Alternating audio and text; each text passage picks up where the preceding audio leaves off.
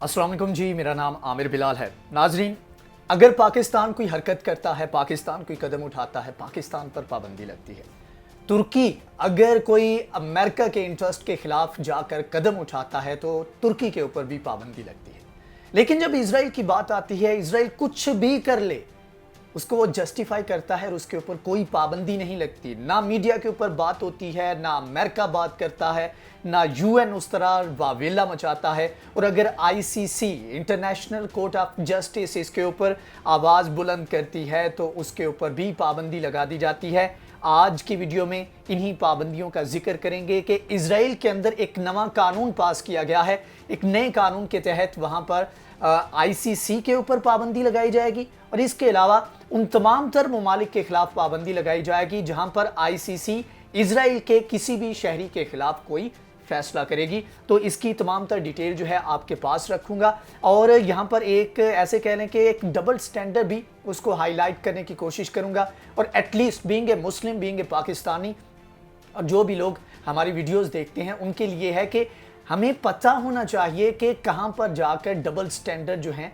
वो सामने आते हैं। मुसलमानों के लिए, कमज़ोर ममालिक के लिए कवानीन मुख्तलिफ कहां पर जाकर होते हैं, तो उसके ऊपर आज की वीडियो में बात करेंगे। अहम खबर यह है कि इजराइल की जानिब से एक नया कानून पास किया गया है।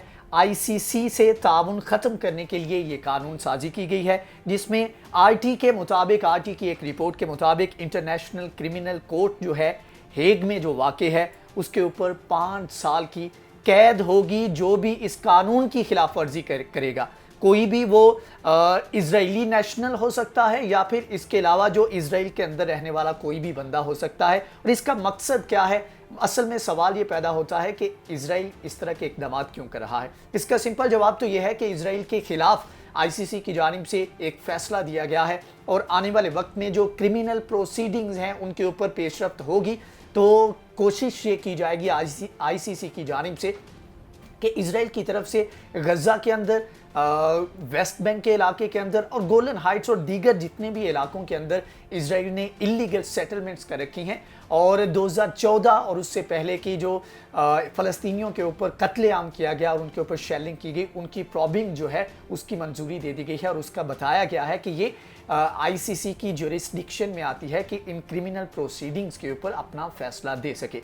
तो इसके जवाब में अब होना तो ये चाहिए था कि अगर आप साफ हैं, अगर आपने ऐसा कुछ नहीं किया तो आपको इसके ऊपर कोई एतराज़ नहीं होना चाहिए। आईसीसी को इसके ऊपर, आईसीजे को भी इसके ऊपर जो है तमाम तर जो है अपना फैसला करने दे और उसके बाद आपको कानूनी तौर पर इसके ऊपर अपने इकदाम करने चाहिए। लेकिन ये तमाम तर जो इकदाम करते हैं ये एक ऐसे कह लें कि गिल्ट की तरफ इशारा कर रहे हैं कि इससे पता ये लगता है कि आईसीसी जो फैसला करने जा रही है, जो अपने इकदाम करने जा रही है, आईसीजे इसके ऊपर जो फैसला कर चुकी है, तो इजराइल उसमें वाकई गिल्टी है, इसी वजह से इकदाम किए जा रहे हैं। अब इसमें दूसरी जो एक अहम शिक है इसमें जो इसका फैसला जो किया गया है उसका फ़ायदा ये होगा इजराइल को कि जो भी आने वाले वक्त में आईसीजे या आईसीसी इंटरनेशनल क्रिमिनल कोर्ट जो है वो फैसले करेगी तो उसमें जो कन्विक्टेड हैं, जो अफसरान हैं, जो फौजी हैं, जो कि वार क्राइम्स में मुलव्विस है वहाँ पर फ़लस्तीन में, उनके खिलाफ जब फैसला आएगा तो एक बहाना होगा, लो जी हमारा तो कानून इस चीज़ की इजाज़त नहीं देता कि आईसीसी की जुरिस्डिक्शन को हम मानते नहीं हैं, तो आप इन लोगों के खिलाफ कार्रवाई नहीं कर सकते। तो अपने उन अफसरान, उन फौजियों को प्रोटेक्ट करने के लिए इजराइल ये नया कानून जो है उसको ला रहा है। अब यहाँ पर आप कह सकते हैं कि जी अच्छा जी इजराइल ने ये फैसला किया है, इजराइल के खिलाफ अमेरिका जो है आवाज़ बुलंद करेगा। तो यहाँ पर उसका जवाब ये है कि आप अगर ऐसा सोच रहे हैं तो ये बिल्कुल गलत लाइन पर सोच रहे हैं, क्योंकि इसी तरह का कानून अमेरिका बजाते खुद पास कर चुका है। और इससे एक और चीज़ वाज़ेह होती है और वो ये है कि अगर आपके मफादात के खिलाफ, आपकी जो क्राइम आपने किए हैं, आपने जो एक्टिविटीज़ की हैं, उनके खिलाफ अगर कोई आलमी अदालत इंसाफ फैसला करती है, वही अदालत जिसको आप प्रमोट करते, जिसको सपोर्ट करते, आप थकते नहीं हैं जब पाकिस्तान की बारी आती है, जब दीगर मुस्लिम ममालिक की बारी आती है। लेकिन जब आपके ऊपर आता है तो आप इस तरह के इकदाम करके इनके हाथ पांव बांधने की कोशिश करते हैं। अमेरिका के American civil service protection act 2000 के अंदर इसको जारी किया गया। उसके मुताबिक जब ये जारी किया गया तो उस वक्त ये कहा गया था कि आईसीजे, आईसीसी के ऊपर हमला किया गया है अमेरिका की तरफ से। अब ये कानून क्या कहता है, ये भी सिमिलर इसी पैटर्न के ऊपर चलते हुए इजराइल की जानिब से ये नया कानून जो है वो लागू किया गया है। अब यहां पर एक सिमिलर पैटर्न आपको नजर आएगा। जब भी आपने इंसानी हकूक की खिलाफवर्जी करनी होती है, अमेरिका की जब बात आती है तो अमेरिका तो जो दिल करता है वो कर लेता है, लेकिन जब दूसरे ममालिक आते हैं तो उनके ऊपर पाबंदी आयद कर दी जाती है। अब अगर आप उसी पैटर्न के ऊपर चलेंगे जिसके ऊपर अमेरिका चल रहा है, तो अमेरिका भी आपके ऊपर हाथ नहीं डालेगा। इसकी मिसाल क्या है? इसकी सबसे पहली मिसाल तो यह है कि भारत ने जो भी एनेक्सेशन की कश्मीर का मामला है या दीगर मामलात हैं, इसमें उसने पैटर्न को फॉलो किया है इजराइल के, जो उसने फ़लस्तीनियों के खिलाफ किया। अब फ़लस्तीनियों के खिलाफ जो पैटर्न फॉलो करता है वो इजराइल अमेरिका को फॉलो करता है। अब इसी की ये मिसाल ले लें कि जिस तरह अमेरिका ने अपना American civil service protection act 2000 में जारी किया, तो उसी के ऊपर उसी पैटर्न को फॉलो करते हुए इजराइल ने किया। अब अमेरिका इजराइल को किस मुंह से कहेगा कि भाई आप आईसीजे और आईसीसी के जो रूल्स हैं उनकी खिलाफवर्जी ना करो?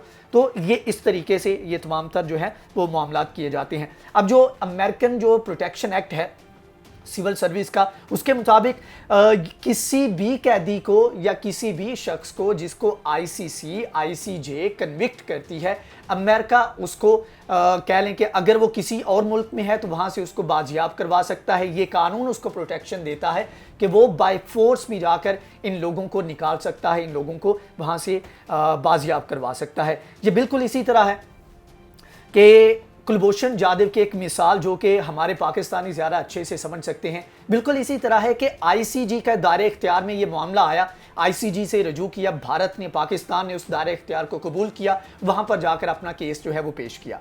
अब यहां पर भारत जो है वो कह दे कि मैं अपना एक कानून लेकर आ रहा हूं जिसमें आईसीजी के दायरे इख्तियार को मैं नहीं मानता और मेरे पास इख्तियार है कि मैं किसी भी मुल्क में जो मेरा शहरी है उसकी हिफाजत के लिए कोई भी कदम उठा सकता हूं। तो इसमें भारत जो है कानून पास करे और पाकिस्तान के अंदर आकर कोई ऑपरेशन करे या बाय फोर्स कुलभूषण जाधव को ले जाने की कोशिश करे, तो यह बिल्कुल सिमिलर होगा। इसी तरह के इसी पैटर्न के ऊपर चलते हुए इजराइल ने यह फैसला किया है। इसके अलावा जो फौजी और अफसरान हैं उनको एक तरफ से हिफाजत दी जाएगी, दूसरी तरफ से एक तो ये कदम उठाया गया, दूसरी तरफ से एक और कदम प्रेशर डालने के लिए आगे बढ़कर इजराइल ने यह फैसला किया कि आईसीसी के जो ट्रिब्यूनल में जो अहलकार शामिल हैं उनके ऊपर बैन होगा। मतलब यह कि ट्रिब्यूनल के अंदर जब इन्वेस्टिगेशन होगी, प्रोसीडिंग्स आगे बढ़ेंगी, तो बहुत सारी जगहों पर जाकर वहां पर एट प्लेस जाकर इन्वेस्टिगेट करने की जरूरत पड़ेगी। तो अब बहुत सारे इलाके वो हैं जहां पर ये प्रॉब किया जाएगा, इन्वेस्टिगेट किया जाएगा, जहां पर इजराइल काबिज है। तो इजराइल जब अपना कानून पास करेगा तो कहेगा ये हमारा इलाका आता है, यहां पर हम किसी भी ट्रिब्यूनल के बंदे को आने नहीं देंगे। तो ये एक बैन भी उनकी जानिब से इनके ऊपर लगाया गया है, जो कि आईसीसी के ट्रिब्यूनल के मेंबर होंगे। इजराइल के अंदर दाखिले पर इनके ऊपर पाबंदी आयद कर दी गई है। इसके अलावा और जो भी बैरूनी ताकतें, मिसाल के तौर पे पाकिस्तान ने बहुत सारे मामलात में इन्वेस्टिगेट करना था तो मुख्तलिफ फर्म्स को हायर किया जाता है। जिस तरह हमने जो ये पानामा लीक्स का मामला था, इसमें मुख्तलिफ फर्म्स को नैब की जानिब से हायर किया गया था। इसी तरह आईसीजे की बजाते खुद उस तरह ज्यूरिसडिक्शन तो आती है, लेकिन उसके पास इतना इख्तियार नहीं है, वो मुख्तलिफ फर्म्स को हायर करेगा इस तमाम तर मामले को प्रॉब करने के लिए। तो ऐसे में आईसीजी के जो ट्रिब्यूनल के बंदे होंगे या जो भी कमेटी बनेगी, जो भी लोग उसमें शामिल होंगे, उनके भी इजराइल के अंदर दाखिले पर पाबंदी आयद होगी।